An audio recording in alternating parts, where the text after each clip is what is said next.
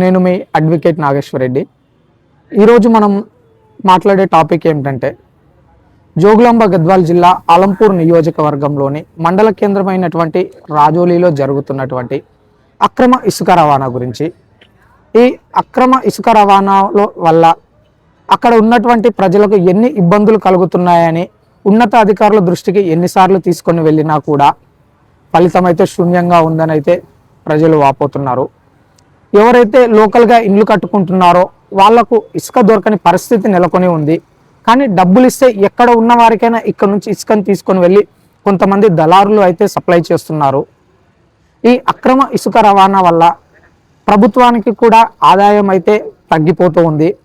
మరి అధికారులు ఎందుకు దీని మీద స్పందించడం లేదు?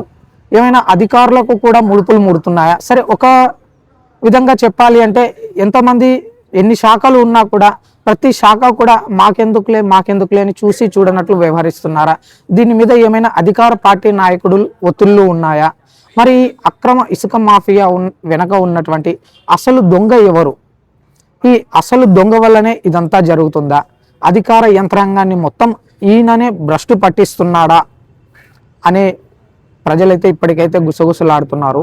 మరి అధికారులు కూడా పోలీస్ శాఖ కానీ, మైనింగ్ శాఖ కానీ, రెవెన్యూ శాఖ కానీ ఎందుకు స్పందించడం లేదు?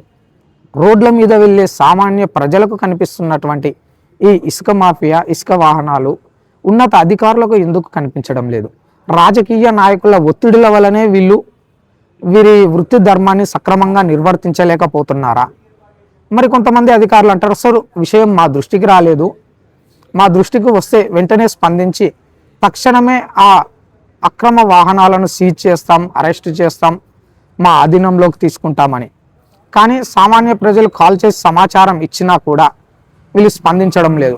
మరి ఈ విషయాలన్నింటినీ దృష్టిలో ఉంచుకొని త్వరలో అయితే అన్ని ఆధారాలతో ఈ అక్రమ ఇసుక రవాణా గురించి వెలుగులోకి అయితే తీసుకొచ్చే ప్రయత్నం చేస్తాను.